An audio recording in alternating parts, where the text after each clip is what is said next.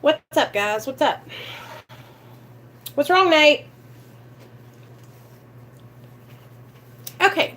Hey, guys. What's up? It's Nicole. Welcome back to my channel, Real Talk Recovery, where we talk about recovery from addiction and I share my life with you.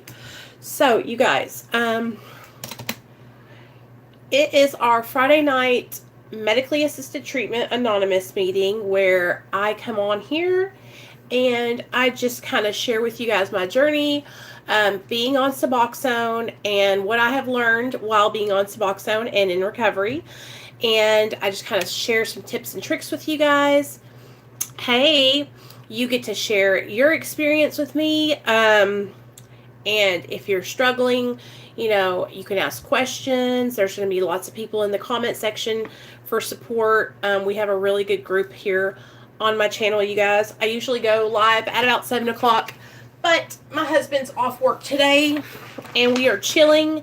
So I thought I would just pop on a little bit early and get started talking with you guys. So my name is Nicole and I'm an addict. You guys, I was in active addiction for about 13 years. I started using drugs when I was 17 years old. And I really noticed my drug addiction like getting out of control by the time I was about 21. I was a methamphetamine addict, a Roxy addict, cocaine, and Xanax. I abused multiple substances at the same time, and I struggled for many years trying to get sober. So out of those 13 years that I was in active addiction, about 7 of those years I was trying to get sober, and I was in and out of treatment, rehab facilities, prison, halfway houses, outpatient therapy, all kinds of different, hey Bobby, all kinds of different programs to try and get sober.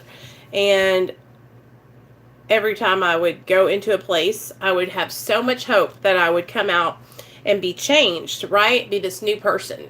Because that's what I thought would happen. I thought I would go into treatment for 30 days and I would be cured when I come out, right?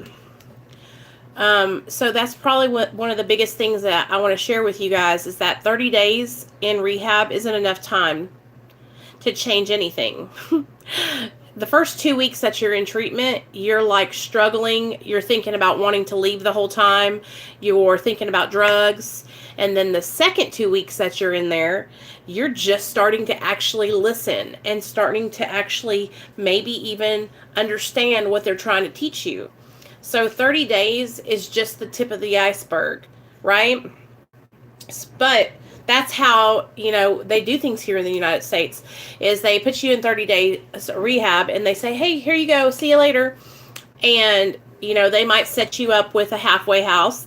They might set you up with IOP, but that's really up to you whether or not you follow through and, do the extra treatment after you get out of rehab. So I'd get out of rehab, you guys, and even if I paroled out somewhere, I still didn't have the tools that I needed to stay sober. And so I failed repeatedly. I would get out and I would relapse. I would get out and I would go hang out with the same people, places, and things. I would get out and I would have cravings and I would think about using and I would go and use. And so in 2015, my son was taken from me by the state of Arkansas. And that's what kind of catapulted me into making a change this last time around. And when I got put into treatment, I stayed for 30 days and I got out. And I remember when I got out, you guys, I wanted to get high. That's all I could think about. I was crying because I wanted to use. And I knew that if I used, I would lose my son. So at that time, my husband and I were both in recovery and trying to stay sober together. Okay, so we both decided we needed to get help. And that's when we both went and got put on Suboxone. And as well as getting put on Suboxone, I got put on Suboxone. I got a psychological evaluation. Okay. And I got put on Lexapro and Wellbutrin. Hey girl. And so along with that psychological evaluation, I've been in therapy, and that's really, really helped me a lot to maintain, like, just a connection with somebody that understands addiction. Because getting sober, you guys, and even if you're on medically assisted treatment, stopping using the drugs that you were using when you were in active addiction, it's like, a lot of people don't understand what that's like. It's a struggle. It's a struggle because your mind associates pleasure and relief with drugs, right?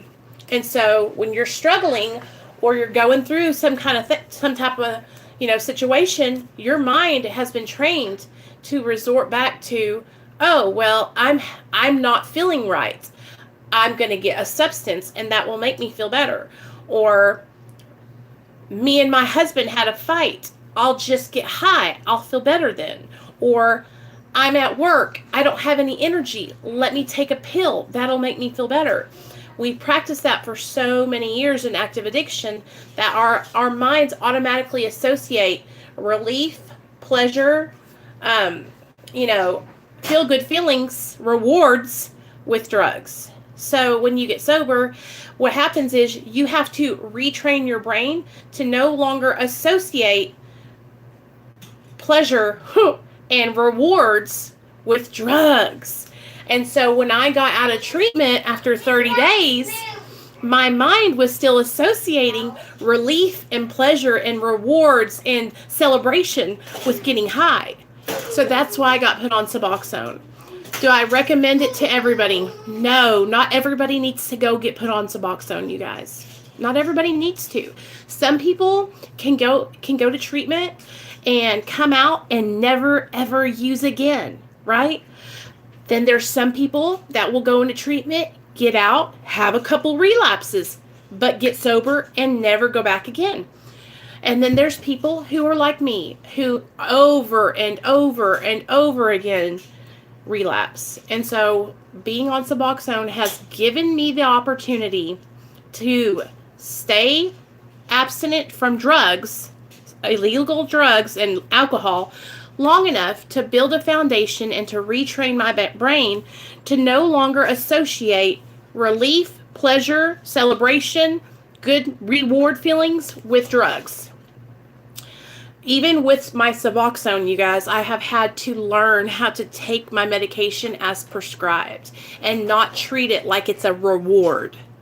Okay? It's all... Hey, the Mole, what's up? Hey, guys, I want you guys to listen. The Mole has a channel. Hey, the Mole, you can link your channel in the chat right now if you want to. He has a channel, you guys, and he is new to making videos about recovery from addiction. And so if you guys want to give him some support, you're more than welcome to go over there and subscribe to his channel. So that's what I kept messing up, you guys. That's what I kept missing out on when I would get sober, was you would remove me from the drugs, right? Here is me, okay? And you would take me out of the drug scene, and then, but you can take the dope, you can take the addict away from the drugs, but you can't take the want to use drugs out of the addict, right? You got to start practicing that and learning how to do that, right? It doesn't happen overnight. It's very complex, and a lot of people don't understand that that's what it is. It's us practicing.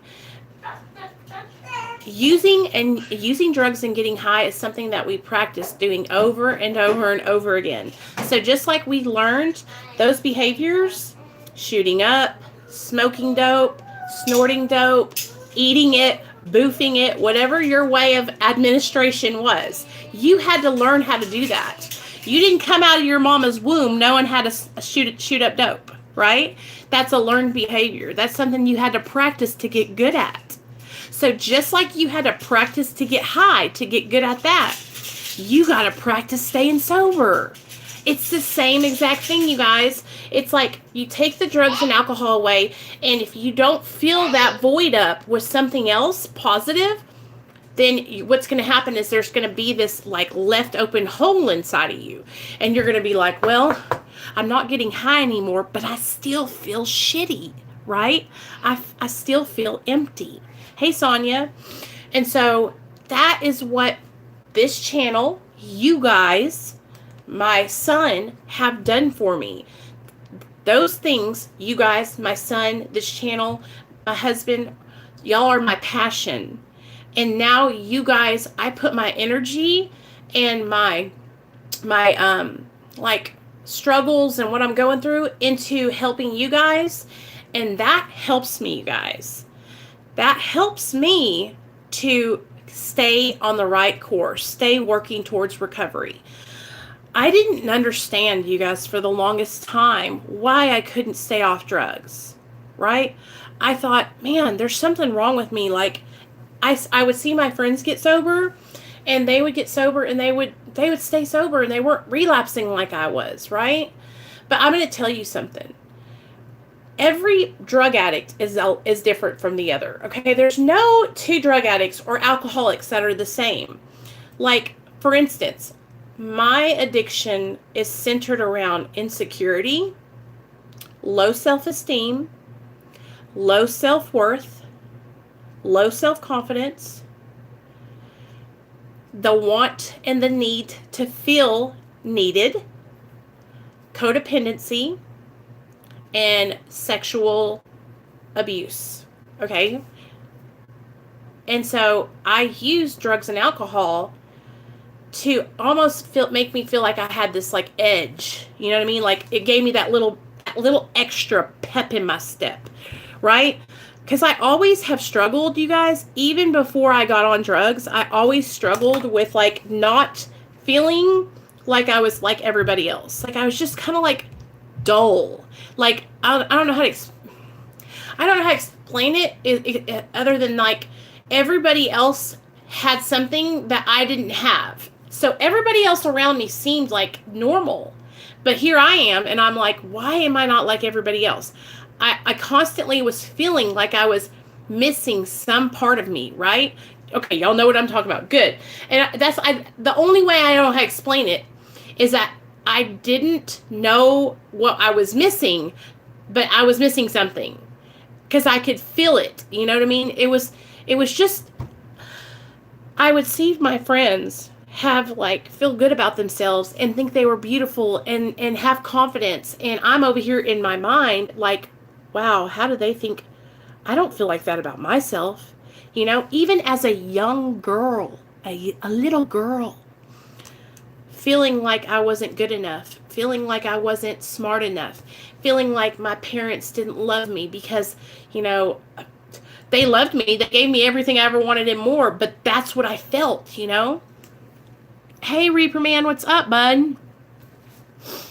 So, I want you guys to know that if you're in real early recovery and you're struggling and you're like, I see all these people getting sober and they're staying sober and I'm struggling, right? Listen to me. I struggled for years. And that's why you guys got to understand something. You can go to treatment for 30 days, okay? And you can come out. And if you don't continue on with your treatment program, I promise you 30 days ain't going to do shit. Ain't going to do shit. What has to happen if we go to treatment and do 30 days of treatment, when you come out, guys, we have got to get busy working on recovery, okay? We have to get busy seeking help and seeking a higher power. God, Buddha, whoever your higher power is, that is specific to you. And I'm not here to tell you who your higher power needs to be, okay? But I'm here to share with you about how I have a conscious contact with my higher power and that I can call on him day or night. And you guys, he talks to me. It's like a voice in the back of my mind. It's that voice that says, girl, you know you don't need no dope. Whenever I have one of those fleeting thoughts that says, it'd be so nice to get high right now, right? It's that thought that says, are you kidding me? That would ruin everything. That's that conscious contact. But I'm telling you right now, I didn't used to have that voice. I've had to practice and build that voice back up. Do you guys know what I'm talking about? Because that voice was there when I was little. When I was a little girl, that voice was there. The voice would say, you don't need to hit your sister. You know you're going to get in trouble by your mom and dad. Or don't steal that lady. Don't steal Don't steal that money out of your mom's purse. When I was little, I'd go in my mom's purse and take quarters and stuff.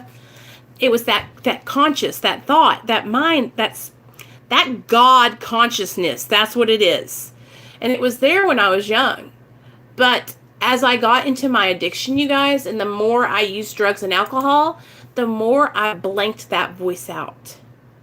The more I said, get the fuck out of my mind. I'm running on my will. I'm going to do what I want to do. Right? And that's what happens as we go through our active addiction. We blot out that conscious contact, right? Hey, Michelle.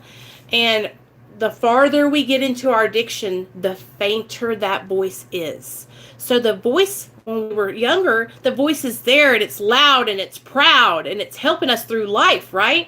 That's every one of us is born with that voice, you guys, okay? Because it's a voice that helps us navigate through life, right? And so we're going through life. It's that voice that says, don't make a right, make a left. That voice that says, you don't need to smoke pot with your friends tonight because you'll get grounded. You know what I mean? Obviously. But when you go off, please, could you consider going to Sammy Prepper's live? Yeah, I will. Let me write down her name. Sammy. Yeah, sure, I will, Cindy. Anytime. Preppers. Tell her to come over here if she wants to. We're talking about recovery. It's awesome too. And tell her she's more than welcome to come over here and hang out with us, okay? But I will go over there as soon as I'm done with this live stream. We all are born with that voice, okay? And so the farther we go into our addiction and the more choices that we make, right? That are, the mole, will you go over there right now? Can you help her out while I'm on this live stream? Sammy Prepper, SAMMIPREPPER. She's a YouTuber. She has a YouTube channel. So here's the thing, you guys. When we get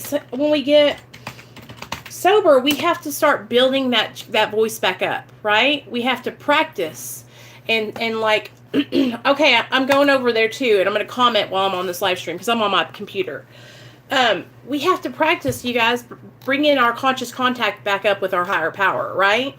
And so it doesn't happen overnight. It's something that we all practice, and that's something that I've had to practice, It has not happened for me overnight, you guys. It has been a struggle for me to build this all up, right? I'm in her chat right now. I can't hear what she's saying, but I'm in her chat.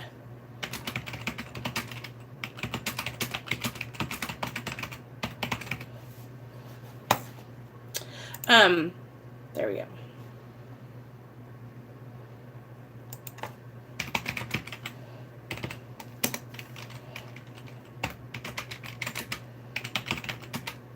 Let me write this to her.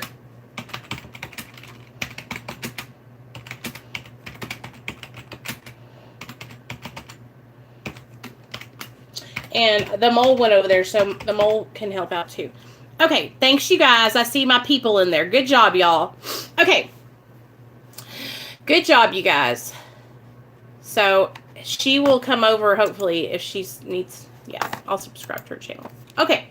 So, yeah, anytime, Cindy. You got it. We got her back. We got some recovery warriors over there right now helping out. So, thank you, everybody who went over there to help out, because that's what this is all about. This is what recovery is all about, you guys. Like, nobody is alone, right? Nobody is alone. If you're struggling, do not be ashamed. Reach out for help. That's the thing. Our minds tell us that we shouldn't ask for help, right? That's what the disease of addiction wants you to believe. That you don't need help and that you can do this on your own. I tried for years, over 10 years, to do recovery on my own without any help. And I failed miserably, time after time after time.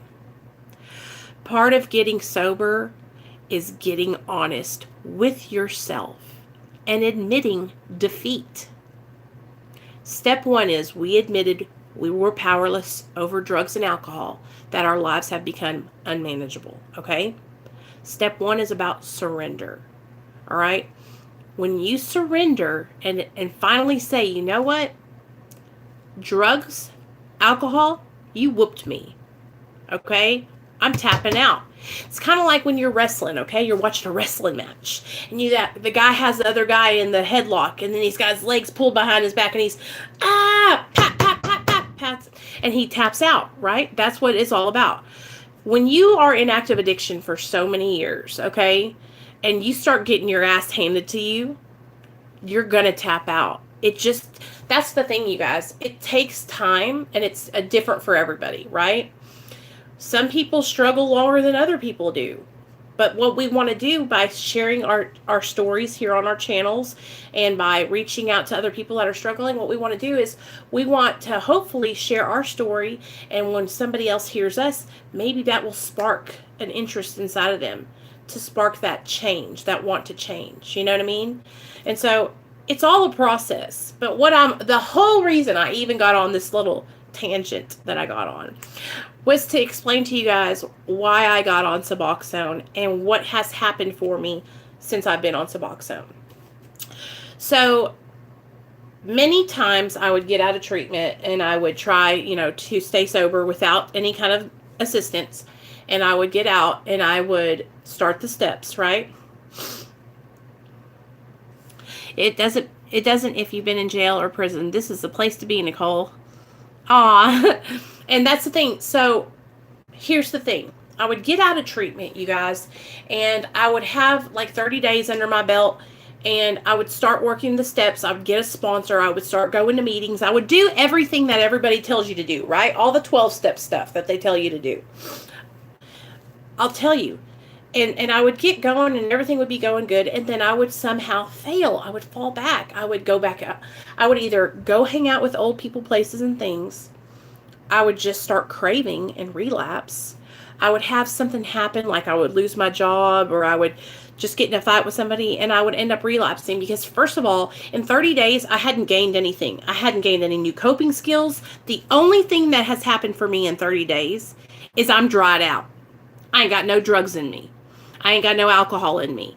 And I want drugs and alcohol.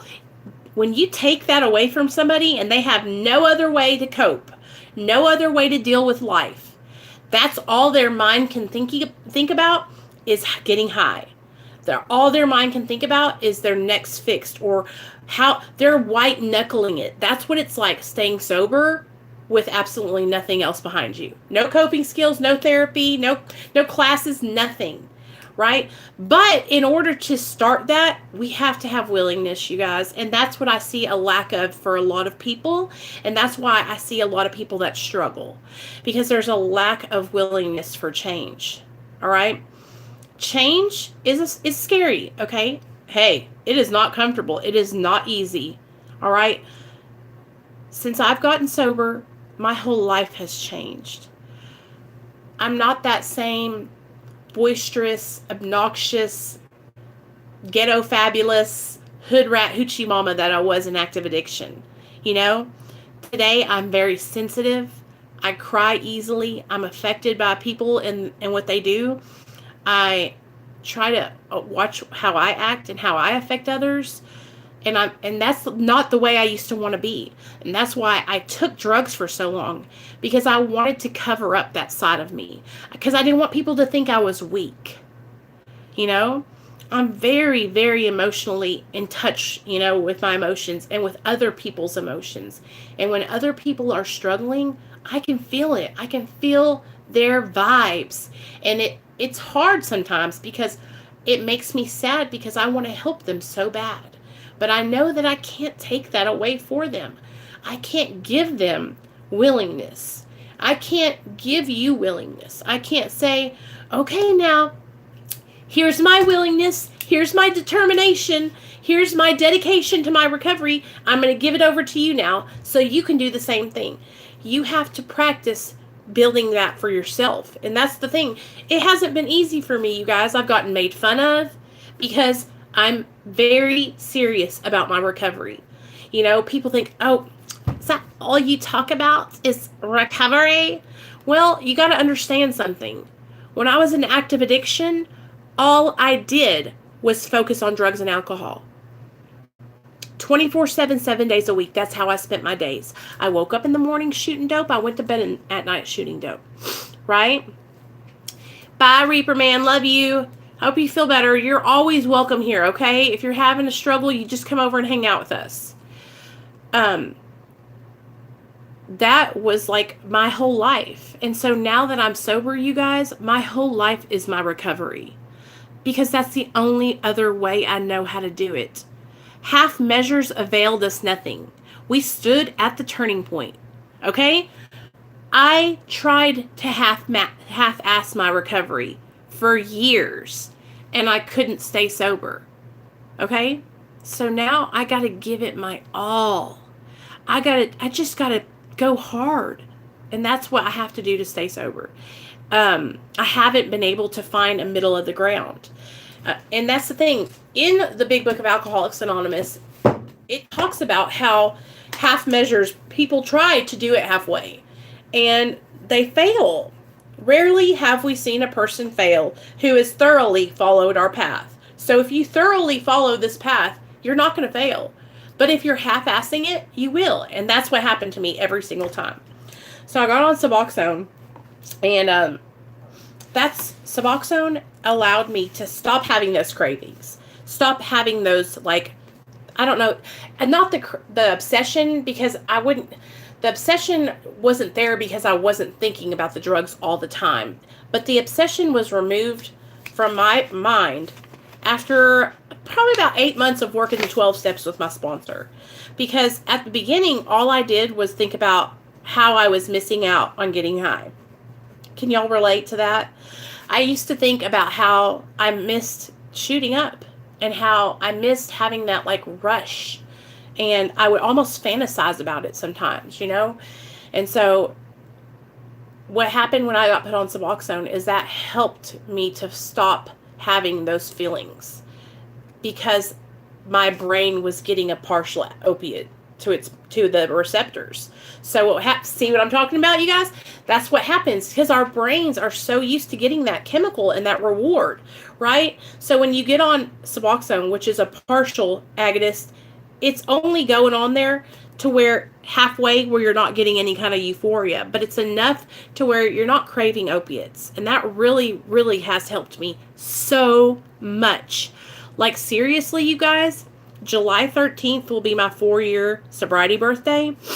And I don't know if I would have made it this far if I hadn't got on Suboxone. So how to know when you're ready to taper is what I wanted to talk about tonight in this medically assisted treatment support group.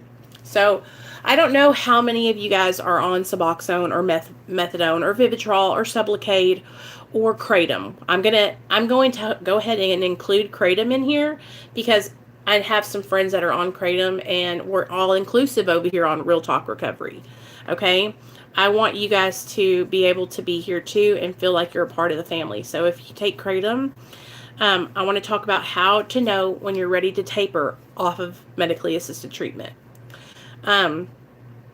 So the first thing I think that is really important when you get put on Suboxone or methadone or Kratom, okay, is to know and to recognize that taking this medication is not going to cure your addiction. So the first step is recognizing that the medication is not the cure. Okay? Recognizing that the medication is not the cure. Recognizing Matt is not cure. Okay? Number 2. The second thing that I think is really important for you, if you're on medically assisted treatment, okay, I'm back. Oh, well, I'll go in there. I'll message her or something.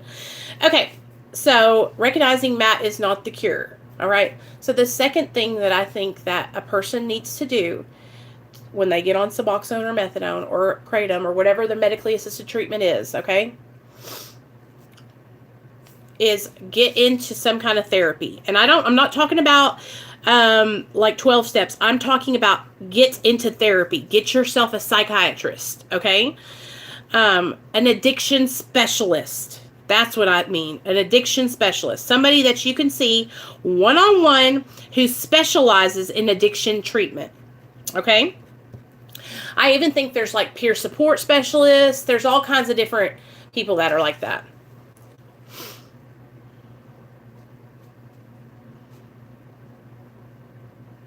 Is she, hey, Cindy, so is she under the influence? Like, I'm not understanding what's going on.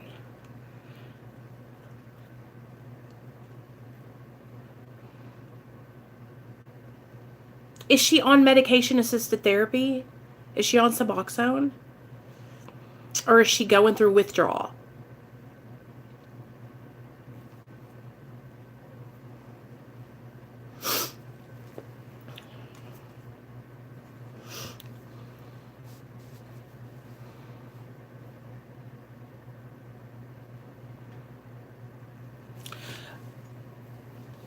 You know, if she's going through withdrawal, Cindy, I mean, the only thing that I can tell you that for her to do, honestly, like if she's really dope sick and she's recently, and I mean recently coming off a few things. Okay. So she's going through withdrawal. Okay. So first of all, she needs to make sure that she's hydrated. She needs to be drinking lots of water, and she needs to have some like Gatorade or something with electrolytes. Okay. Second of all, if she's coming off of opiates or benzos, like especially opiates, she could be like diarrhea and very dehydrated. So drink water and drink some Gatorade, right? It's really, really important. If she is coming off of benzodiazepine, she needs to go to the emergency room because she could have a seizure. That's like serious. You can't just stop benzos cold turkey. She could have a seizure and die. So I wish that she would go to the emergency room and just let them know what's going on. They can give her some comfort meds that will help her. If she just goes in there and is honest and says, listen, you know, I'm struggling. I'm coming off of XYZ and I'm not in here trying to seek drugs. I'm just needing help. I'm very uncomfortable and I'm afraid I'm going to have a seizure, and they will help her, you know. But that's what I would do. Now, if she's like not comfortable going to the emergency room, the only thing I can tell you to do is that, you know, if she's coming off of any kind of hardcore medications like that, she needs to make sure that somebody else is in the house with her monitoring her. She needs to make sure that she's staying hydrated. Well, CPS isn't going to take her kid away if she goes up there and tells them that she's not feeling well. Like, I'm serious. I mean, there's so many people. I mean, if anything, she's trying to change her life and do better. You know what I mean? So, oh, she's in Australia. Okay, if she's coming off of heroin or some kind of opiate, she can take gabapentin, which is a medication that helps with, a lot of people take it when they're going through withdrawal, or she can take Imodium AD, which is just a diarrhea pill.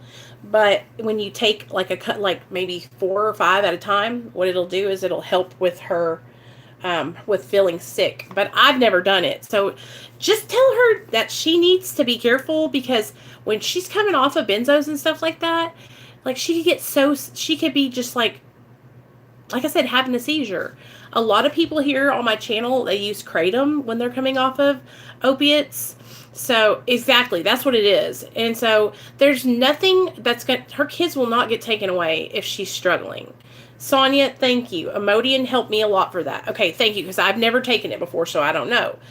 But if she's wanting to do like home remedies, these are some options for her. But it's just going to be a struggle. When you're coming off of high-powered medications like that, cold turkey, it's not going to be fun. It's not anything, it's not a feel-good feeling, you know? She could, like I said, she could look up and see if she could get kratom, which is all you got to do is type in kratom. Actually, I have a friend who has a channel. Her name is Avalon Decker. She has a channel and she knows some good kratom vendors if she wanted to start on kratom, and that could help her with her withdrawal. But I just want you guys to be careful, because when we're struggling and we're sick like that, we're looking for anything to make us feel better. And so that's why this is my recommendation. Go to the emergency room. Go to the emergency room.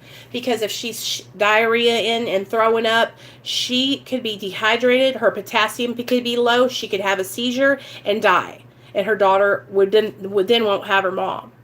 So I would take my kid, put her with one of my family members, and I would drive my ass down the ER. Oh yeah, Cindy, this happens it's okay. I mean, we've all been there. We have all been through withdrawal, and it sucks. When me and Neil used to go through withdrawal, you guys, we would both lock ourselves in the bedroom upstairs, and this is before we had our son. And that room would stink so bad because we would be so sick. You know, and I'm telling you, I've come off of benzos cold turkey many times, but I hear people, like one of my good friends, Krissy, she had a grand mal seizure coming off of Xanax. So that's why I always say, go to the ER, you know, with the way addiction and the opiate, epidemic is, you guys, nowadays, the emergency rooms are a lot more ready and able to assist you if you go in there now. Like back in the day, you would go in there and they would just turn you away. But now things are changing, you know, so I just hope that she's okay. Yes, that's from coming off a benzo, Cindy. It's very serious. Like it's serious. Xanax, Klonopin, Valium. When you just quit those kind of drugs cold turkey, you can have like serious. Now with heroin and other high, you know, powered opiates, you're just going to feel like dog shit. Diarrhea, stomach cramps, restless leg, no sleep. So she needs to stay hydrated, eat some bananas, drink some Gatorade, you know, maybe take some melatonin and try to go to sleep, or some kind of other sleep aid that might help her. Yeah, well, I'm telling you, I've been there. I came off of meth, Roxy's. So, recognizing MAT is not the cure, you guys. Therapy, which is like finding yourself like an addiction specialist or a peer support specialist, all right? These are all things that if you get on medically assisted treatment, you need to start building these things up before you ever even think about tapering. The third thing that you need to do is you need to get involved in some kind of recovery program. And it does not have to be 12 steps, okay? I chose 12 steps because those programs are all around me. They have AA and NA all around me. But there's many programs online like Smart Recovery, Refuge Recovery. There's even these new Mara meetings that they're coming out with everywhere. Right. So we got recognizing MAT is not the cure, therapy, and recovery program. Okay, so those are 3 things that you need to get put into play when you get on Suboxone or methadone. All right, 4. The next thing you need to do is, if you have any legal issues, fines, fees, tickets, anything that you have that you need to legally get straightened out, you go ahead and get that taken care of, because those are the kind of things that throw us for a loop, right? So I know for me, when I got sober, I got put on Suboxone, and I had my license was suspended, and I had some charges for theft, and I had them just hanging over my head for years, right? And so what would happen is, I would get pulled over, and then I would go to jail, and then I would get pulled over again, and I would go to, it was like I was always going to jail for driving on suspended, right? And so when you can get your legal issues, go ahead and get them taken care of, right? And a lot of that, so that's just very important to do that, you guys. And then along with that, get yourself a job. It doesn't have to be a 40-hour-a-week job. But what happens is we have to become useful, right? When we get sober and we're like trying to find our way back, a lot of us struggle with, too much time on our hands. Okay, cool, yeah. Too much time on our hands, or, just not feeling useful, not feeling like we're like contributing to our household or our family. So find yourself a job, even if it's part-time. Me getting a job, it gave me my self-esteem and my self-confidence back because I was able to contribute. I was able to pay my fines off. I was able to get my driver's license renewed. I was able to help start paying bills with my husband. And it made me feel like, hey, I got my self-esteem back, right? Hey, Amber. So get yourself a little job. Like I said, doesn't have to be full-time, but it's important to feel useful. That's part of it. That's part of recovery, is getting back in the swing of things and becoming a productive member of society, right? So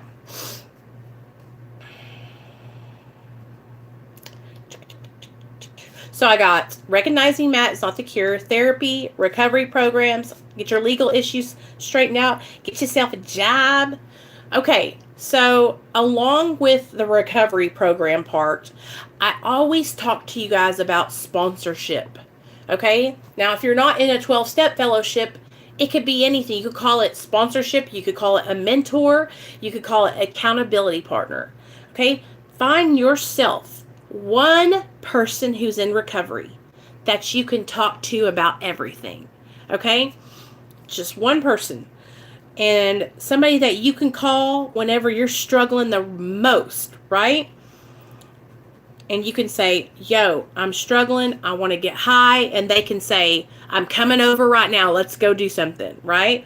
Or they can sit on the phone with you and just like talk, right? And hang out and just be there for you, right?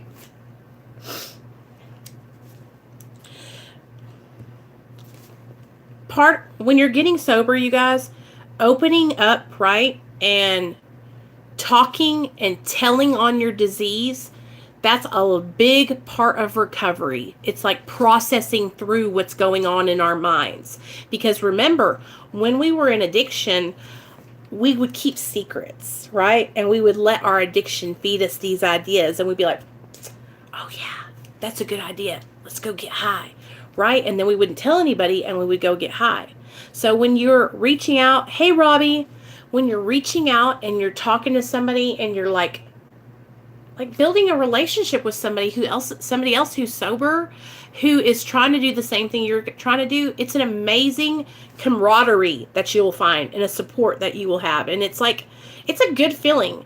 I cannot tell you. Okay, so my girls, Amber, Sonia, Krissy, Maria, Hannah, Annie, Layla, we have a little camaraderie. We have a little unit, a little friendship over there. Sonia, we're like a little group, and we talk to each other. We help each other stay accountable. We might not talk every day, you guys, but we talk. We call each other. We check each other. We message each other to make sure that each of us are doing okay. You know, if we don't hear from one of each other for a couple days, hey, where you at? Where you at? You okay?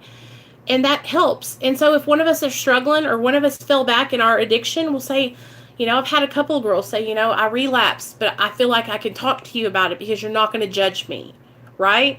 And that's right. I'm not going to judge you. I'm not going to judge you because I've been there.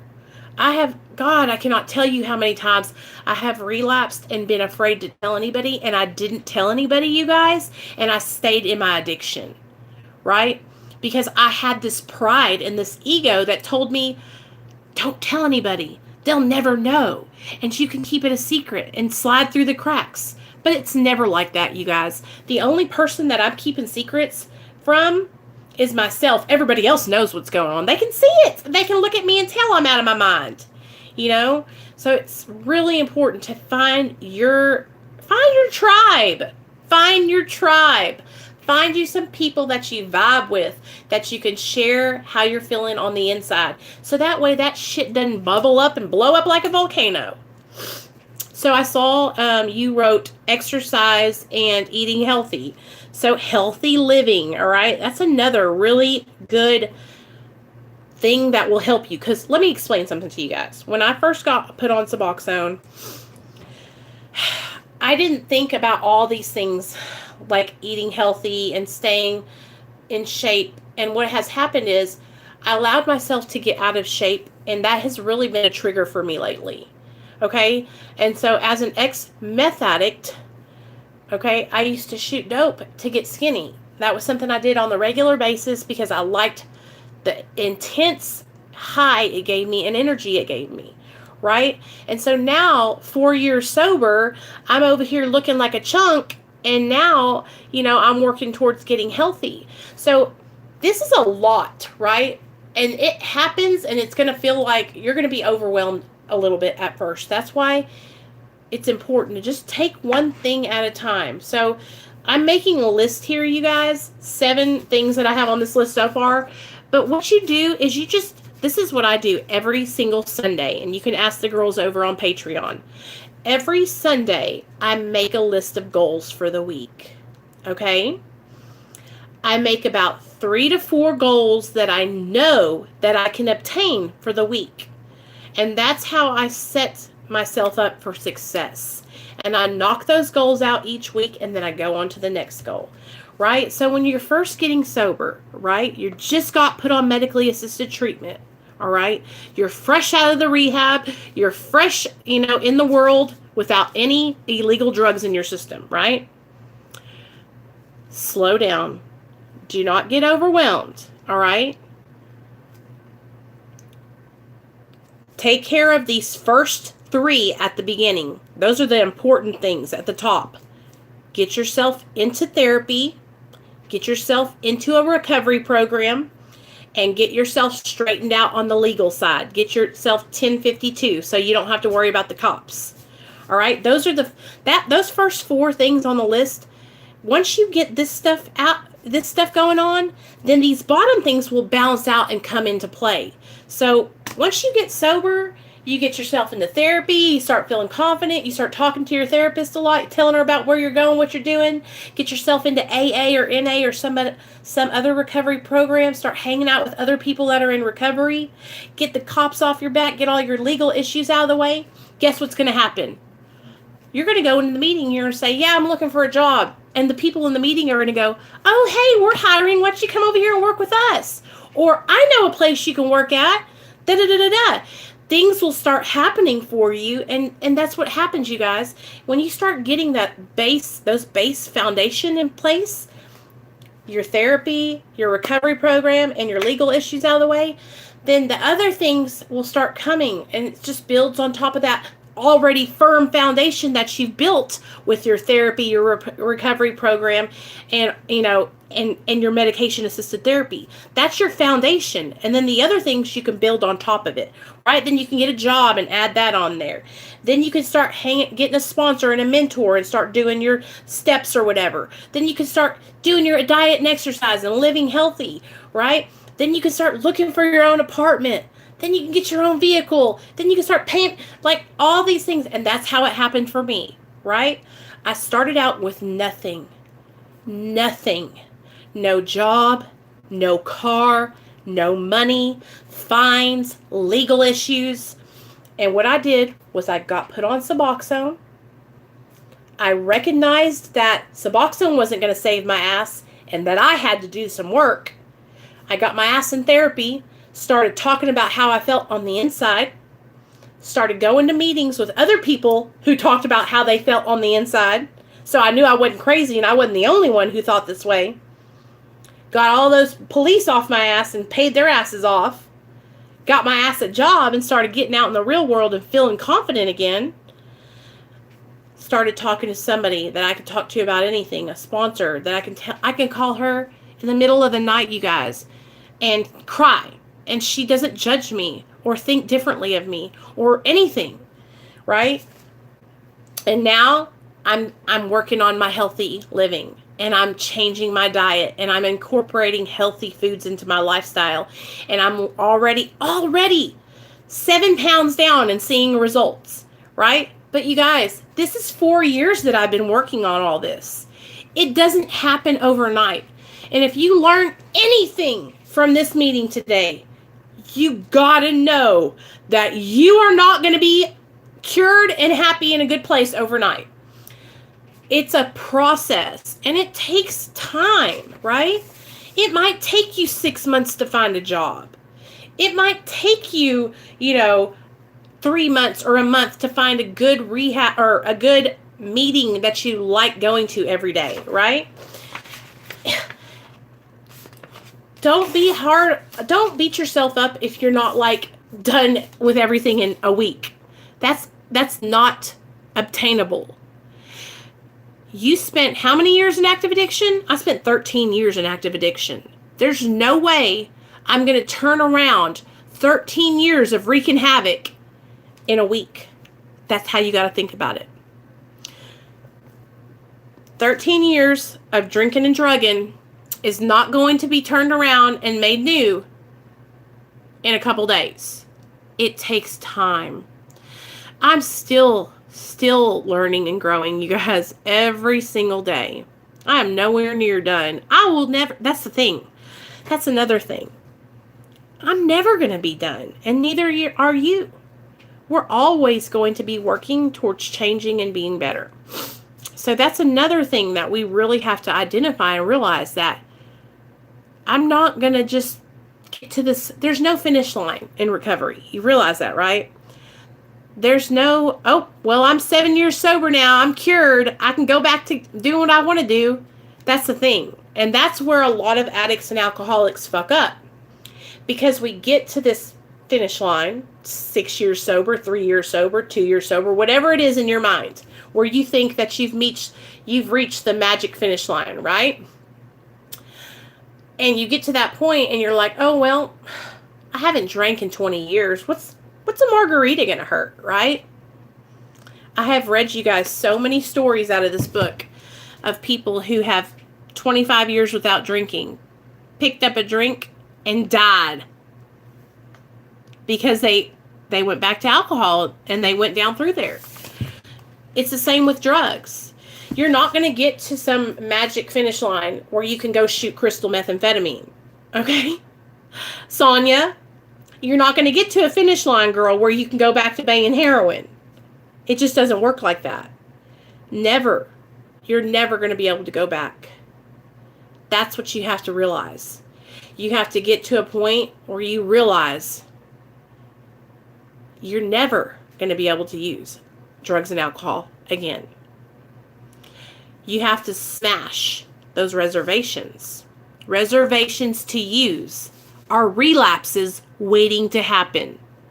If you think in your mind that you will ever be able to go back to using drugs and alcohol,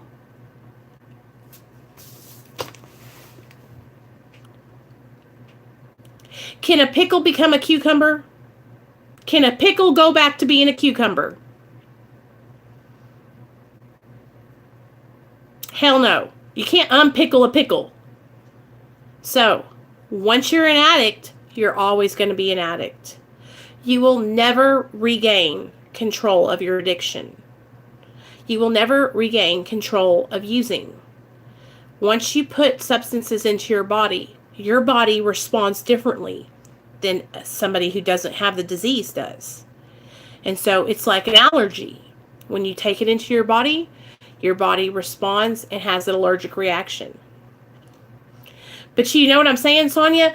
For many, many years, I thought I could go back and somehow be able to use and be able to handle it. And that's what happens and it happens over time. And what happens is we start thinking and we fall into this old way of thinking, right? Like, okay, let's say, okay, so recently here I've been listening to these old songs that I used to listen to when I was in my active addiction, these rap songs, right? When I listen to these rap songs, you guys, it takes me back to a time when I was using, right? If I don't recognize that those rap songs are triggering those thoughts inside of me, what will happen is I almost get comfortable in those rap songs, right? And then this is how simple it is. And you guys might not be like this, but I am. Then I think about the people I used to hang out with when I was listening to those songs. And then a thought goes, oh, you should give that person a call. Or I'll run into somebody at the store while I'm at work. And that's how simple and fast it happens with addiction. Oh, hey man, what's up? Hey girl, what you been doing? You look great. I know, I'm sober. Oh, you're sober? I got that good. Okay, and I've been letting myself fall back, right? Just like listening to the old rap songs. How could that hurt anything? I'm telling you guys, those thoughts are what happens, and they start building and building and building. And then next thing you know, I'm falling back, right? It is very sneaky. And so that's what I'm trying to explain to you guys. It's like giving our mind permission statements, you know, and for me, it's very, very simple. Like, I have to stay aware of the way I'm feeling and what I'm thinking and way my mind is working. Because when I'm not aware and I'm like, I'm in my own will and I'm kind of like just doing things to make myself happy, that's when I start falling back. It's when I'm being selfish, right? Because that's what my addiction is all about. Me, selfishness and self-centered, right? So when I'm serving you guys and I'm here doing a meeting, this helps me. Y'all realize this? Y'all are helping me by letting me be of service to you. By letting me share my experience with you. You guys are helping me stay sober another day. Do you understand that? That's what this does for me. That's what these meetings do for me. That's what my channel does for me. It helps me stay sober. That's crazy, huh? Simple, really. I never would have thought that I would ever be helping people, right? Me? I couldn't even get up out of the bed. Right? I couldn't do nothing. And now I'm able to be of service to other people, and they don't want to kick my ass every day? Damn, that's a miracle. You know?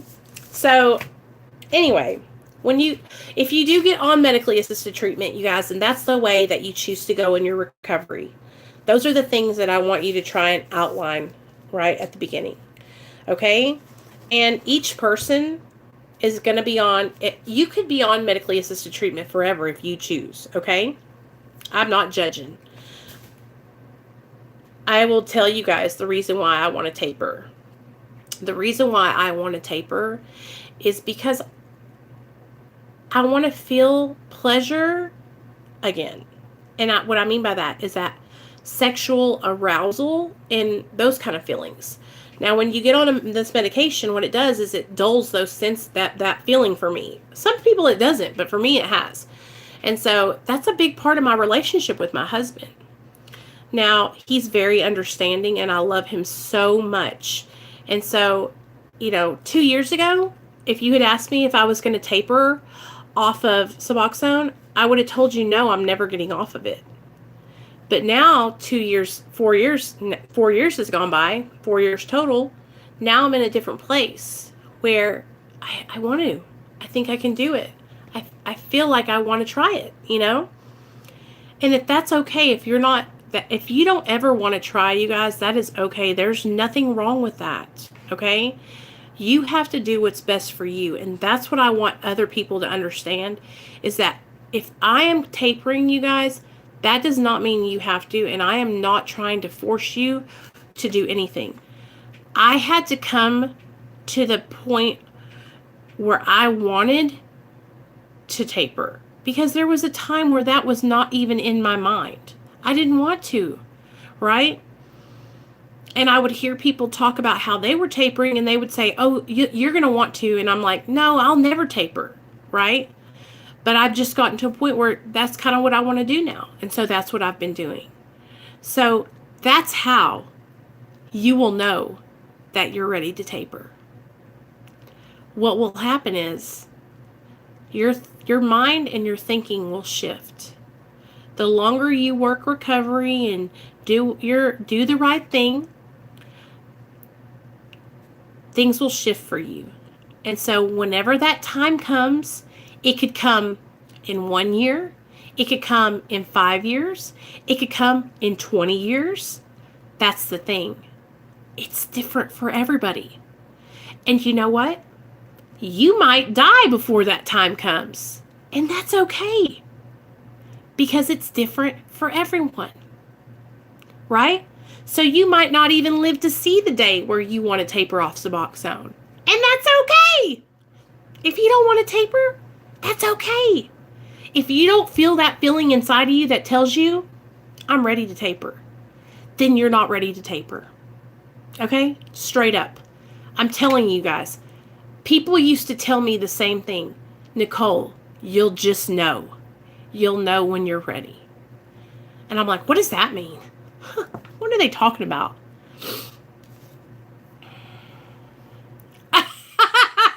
Robbie! Well, listen to me. She won't care either way. And I'm just going to be keeping it real with you, Robbie. We don't want you to last forever. We want you to let us get ours and then get yours. And then we're done. I hate it. I used to hate it when dudes would sit there and I'd be looking at my watch. You let me get mine. You get yours. Love you, babe. Okay?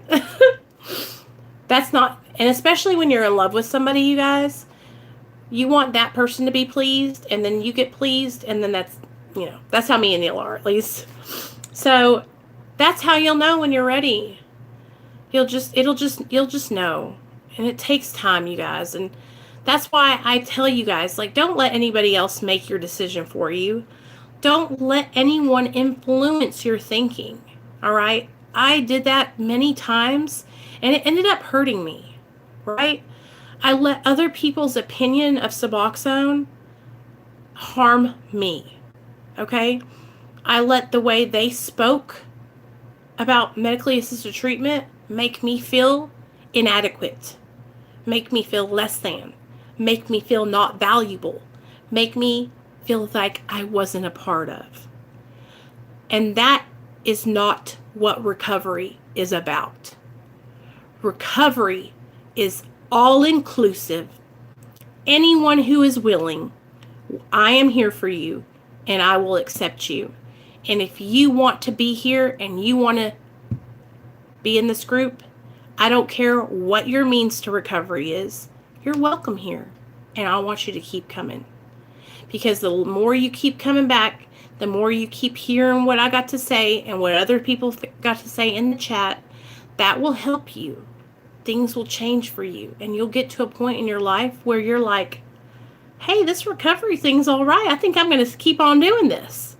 You know, hey, Haunted by the Truth. That's how it happened for me, you guys. I had to keep coming and listening and hearing the message. Sometimes we have to block out the person who's delivering the message. I cannot tell you how many times I've heard an amazing message from somebody's mouth that I did not want to hear it out of. But those are the messages that I need to hear the most.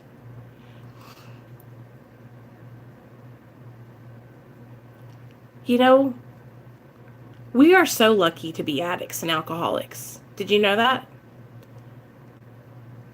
I am so lucky to be a drug addict because I get to experience 2 different lives in one lifetime. I have gotten to experience the bottom of the bottom, being homeless, having sex with men for money, losing my son, stealing, going to prison. I have experienced so many things that are just crazy that you would never even think.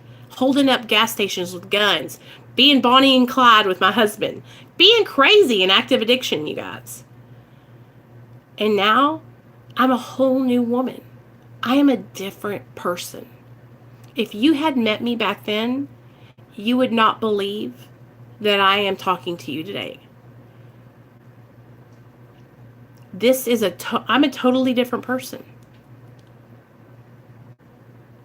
Back then, I would have stole your dope and helped you look for it. You know that saying. Back then, I didn't have any cares for anybody but myself. And today, all I care about is helping others. Man, and it's not because I want validation. It's not because I want a pat on the back, right? It's because I love seeing other people find recovery. It literally gets me high. Seeing you guys go, yeah, Nicole, I know what y'all are talking about. It gets me so excited. It literally makes my heart race. Thank you for sharing. Aw, thank you so much, Krissy. I love your name. It's so beautiful. No, I don't have a Discord. Maybe I'll make one. I know that's right, Haunted by the Truth. This is some good stuff. Thank you. Listen to me. Sometimes when I'm in a meeting, I think to myself, everyone is missing out. I wish they were here with me to learn what I get to. 12 steps are making me think about stuff I never would have. Can you believe that, Robbie? Isn't that amazing? It makes me want to cry. That's how amazing it is. You guys, giving back, because that's what happens when you finish your 12 steps, Robbie. What's going to happen is you're going to start being able to really be of service to others through sponsorship. And you're going to go out and people are going to ask you, they'll say, Robbie, will you be my sponsor? And you'll say, oh, sure, yeah, I'll help you out. And then the feeling that you're going to be able to help somebody else, like I can't even explain it to you.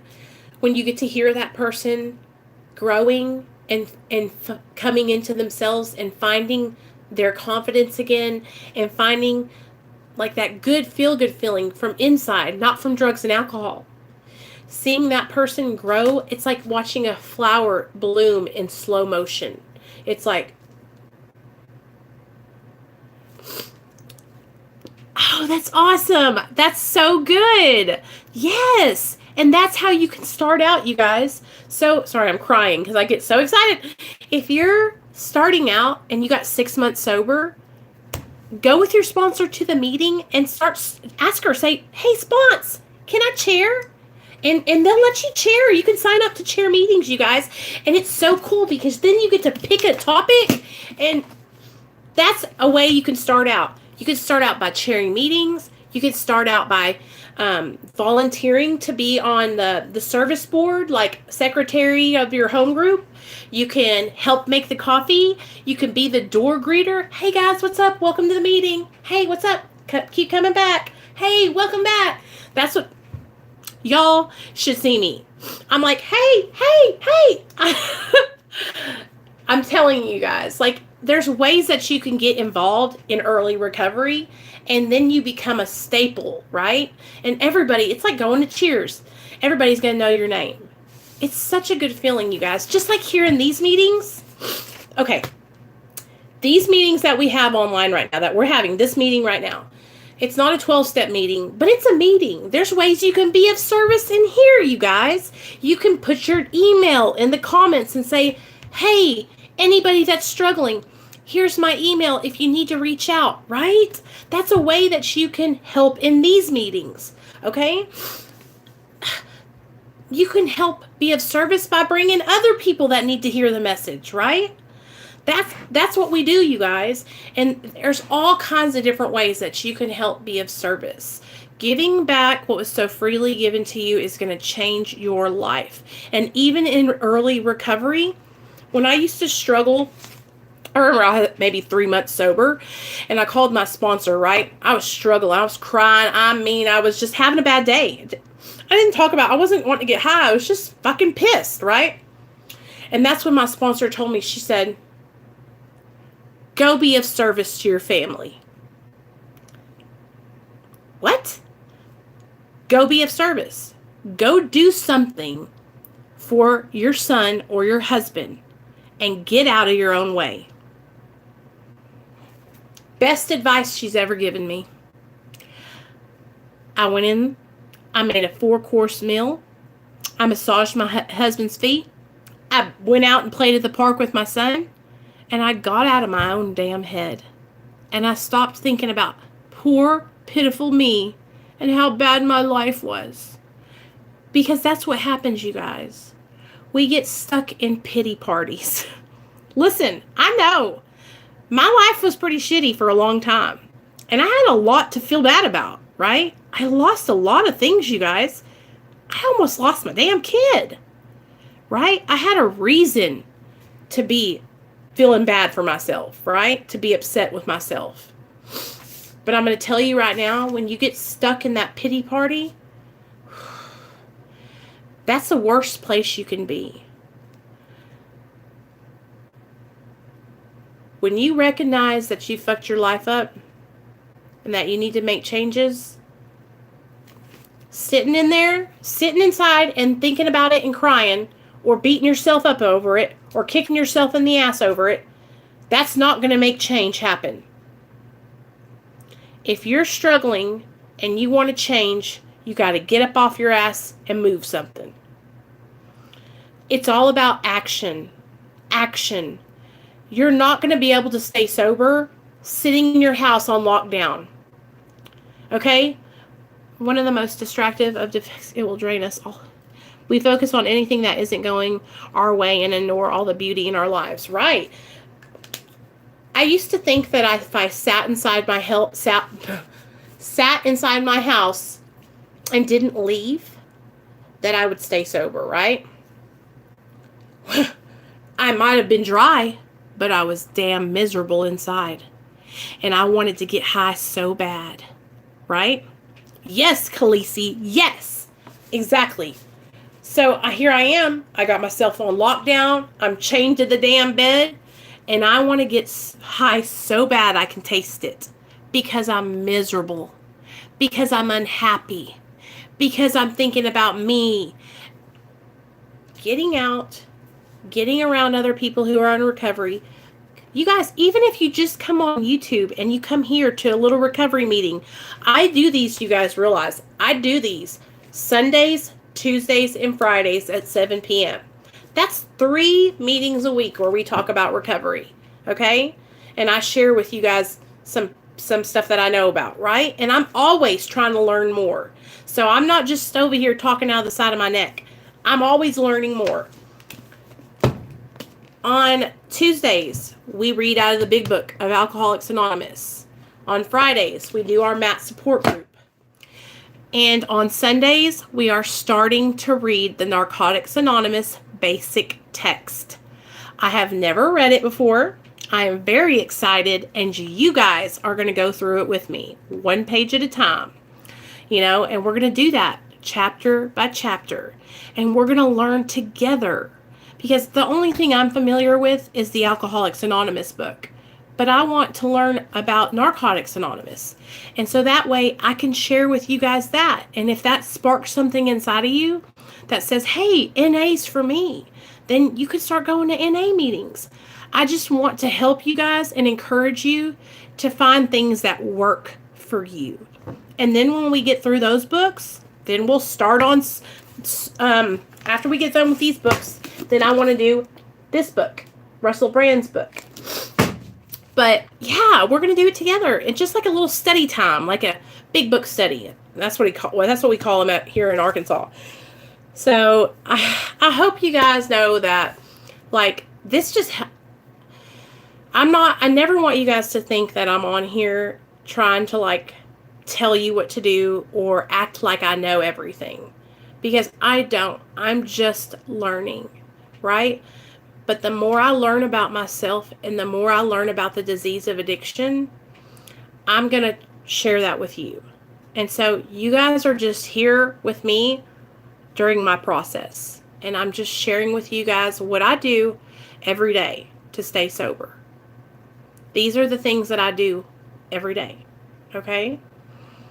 Yeah, the cool kids. And so this is part of my recovery program, right? This helps me stay sober. And so by doing these things with you guys, it just helps. I hope you can understand that. Like, I'm not trying to preach to you or trying to, like, make you feel like I'm over you or above you. Like, I'm learning with you. We're doing this together, okay? So I hope that you guys understand that, because like I don't know. I always get worried that I'm coming across like preachy or something like that. But that's not what it is. I'm just really excited about everything that I'm learning. And I'm finally understanding why I abused drugs and alcohol for so long.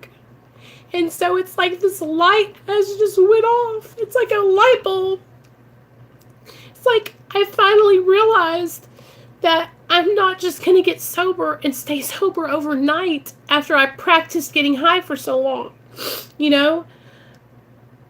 And that has just shown a light in me, and I want to share that with you guys, because for so long, I didn't understand that. I thought that the reason I got high was because there was fucking something wrong with me, and I'm just like fucked up, you know? And so now I realize that it's not because I'm a bad person or this moral failing, right? Or I chose to do it. It's more than that. And so that's why I'm so gung-ho about doing this with you guys. So, sorry. I hope that you guys understand that. And I hope that I help somebody, because I'm telling you, like, if I could have found help like this when I was getting sober, I would have gotten sober so many years ago. But I just didn't know where to get help. I didn't know where to start. I was just a mess. And so if I can help guide people to find help, that's what I'm going to do, you know? But, woo! Anyways, I love you guys. I hope that this helps somebody. I hope that you guys are all having a great Friday. I don't mean to get emotional. I love being sober, and I love taking you guys along this journey with me. I will never be able to repay you guys for being able to share with you what I'm going through. Having this YouTube channel has changed my life, and it has helped me so much. It helps me stay accountable. When I have a bad day or I think about getting high, I think about what would happen if I had to come on here and tell you guys that. Oh, shit! I gotta go on and tell everybody I just got high, you know? And that is a deterrent for me. Or I think about how many people would be, you know, upset or discouraged, you know? And that, I don't know, it just helps me, you guys. It helps me so much. And, do I recommend everybody make a YouTube channel? Well, I mean, no. But if you're sober and you're struggling and you're trying to find a connection, this recovery community, you guys, is the shit. We have so many... Hey, Ian. We have so many good, amazing people here. And this channel specifically, you guys, like, we have so many amazing supporters here on my channel. And it's like a little family. I mean, I just love it. So, if you're struggling, I love you too, Krissy. If you're struggling, you guys, like, you're welcome here anytime. And like I said, you're family. You're part of me. This is where it's at. Don't leave. Stay. Don't wait. Don't leave until a miracle happens, right? Okay, so if any of you guys want to get a hold of me and talk after this meeting, email me and I'll send you my phone number, or you can find me on the WhatsApp at Nicole Pludre, or you can message me on Instagram at Real Talk Recovery, or on Twitter at Real Talk Recovery. And yeah, I love talking with you guys, so don't be ashamed to reach out to me, because I love talking to y'all. So I love you guys. I'm going to get off here because I've been on here for about an hour and 20 minutes, and I know my son's probably going, Mom. But I love you guys, and thank you so much for letting me share my journey with you, and thank you for always being supportive and helping me stay sober.